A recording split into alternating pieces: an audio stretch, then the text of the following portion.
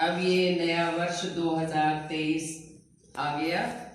पिछली बार हमने आपसे कहा था कि इस नए वर्ष में कोई एक अच्छी आदत आप अपने अंदर सीखें। तो आपने सोच लिया होगा कौन सी अच्छी आदत हमें सीखनी है। आज हम आपको एक कहानी सुनाते हैं और वो कहानी है ऋषि वाल्मीकि की। वाल्मीकि ऋषि जिन्होंने रामायण लिखी थी, सबसे पहले जिन्होंने रामायण लिखी है, उनकी मैं कहानी सुनाती हूँ। देखो, एक डाकू था, उसका नाम था रत्नाकर। क्या नाम था? रत्नाकर। खूब लूटपाट करता था, रास्ते में जो भी मिल जाता था उसको पकड़ के और उसकी सारी चीजें छीन लेता था। अगर वो नहीं देते थे तो मार पीट करता था, और जो कुछ छीनता था, जो कुछ पैसा लेता था, जो कुछ जेवर लेता था, उससे अपने परिवार का भरण पोषण करता था और उसको वो अपने परिवार को चलाता था। एक बार क्या हुआ, जंगल में से कुछ ऋषि जा रहे थे। वो बैठा हुआ था, उसने देखा, अरे अच्छा है, ये बाबा जी आ रहे हैं, इनके पास बड़ा माल होगा। तो उसने उन्हें पकड़ लिया, निकाल दो जो कुछ है। ऋषि बोले, अरे भैया, हमारे पास क्या रखा है, हम तो साधु संत आदमी हैं, हमारे पास तो कुछ भी नहीं है, ये कमंडल है, पैसे भी नहीं है, हम तो भजन करते हैं। बोले, मैं सब जानता हूँ, तुम बहुत चालाक हो, निकाल दो जो कुछ है। तो उन्होंने कहा, देखो भाई, ये जो तुम काम कर रहे हो ये बड़ा गलत काम है, इससे तुम्हें पाप लगेगा। तो उसने कहा, पाप पुण्य हम कुछ नहीं जानते, हमारा काम, हमारा धंधा नहीं है, हमारा परिवार इससे चलता है। तो उन्होंने कहा, अच्छा, ये जो तुम गलत काम कर रहे हो किसके लिए कर रहे हो? तो उसने कहा, अपने परिवार के लिए कर रहा हूँ, अपने बच्चों के लिए कर रहा हूँ। बोले, इसका जो फल भुगतना पड़ेगा, तो क्या तुम्हारी पत्नी और बच्चे उस फल को साथ में भोगेंगे? बोला, बिल्कुल भोगेंगे। उसने कहा, नहीं भोगेंगे, जाओ पहले अपनी पत्नी से और अपने बच्चों से पूछ के आओ कि ये जो मैं गलत काम करता हूँ, इसका जो पाप का फल मिलेगा उसको तुम भोगोगे मेरे साथ। बोला, बड़ी अच्छी बात करते हो साधु बाबा, मैं घर जाऊंगा और तुम यहाँ से 9 2 11 हो जाओगे, भाग जाओगे। वो बोले, नहीं, हम भागेंगे नहीं, हम यही हैं, तुम हमें बांध जाओ।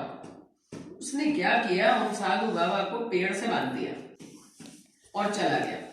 घर जाके बोला अपनी पत्नी से और बच्चों से कि भाई देखो, मैं एक बात आज तुमसे पूछने आया हूं। मैं ये जो कुछ भी लूटपाट करता हूँ वो तुम्हारे लिए करता हूँ, उसी से तुम्हारा पेट भरता है, तो मुझे इसका जो भी पाप कर्म का फल मिलेगा, क्या तुम भोगोगे इसको?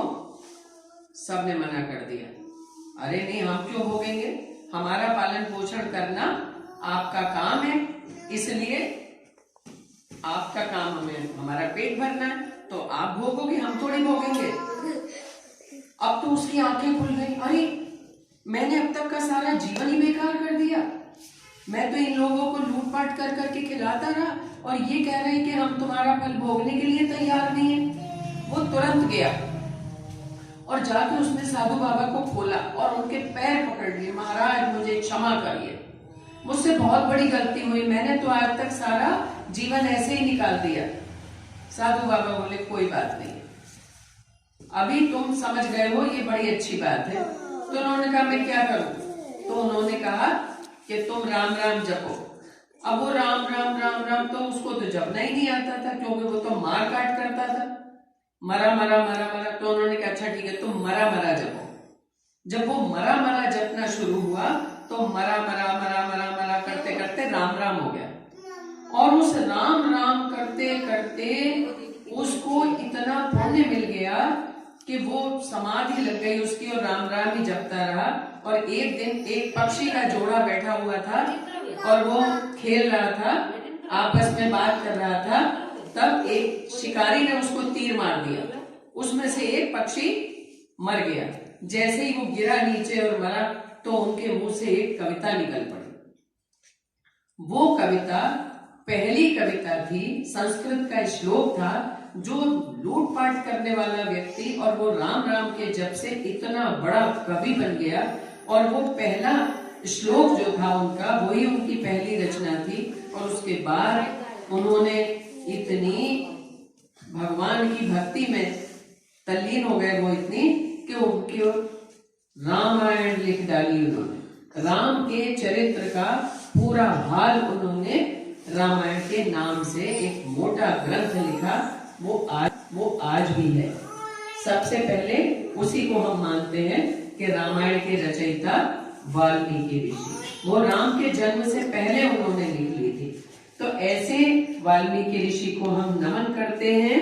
और इस कथा से हमें ये शिक्षा मिलती है कि हम जो भी गलत काम करते हैं उसका फल हम ही भोगते हैं, कोई दूसरा नहीं भोगता है। इसलिए हमें कभी भी कोई पाप कर्म नहीं करना चाहिए और भगवान का नाम बराबर लेते रहना चाहिए। अगर हम भगवान का नाम लेंगे तो हर असंभव चीज भी संभव हो जाती है। हमें ज्ञान मिलता है, हमें भक्ति मिलती है, हमें शक्ति मिलती है।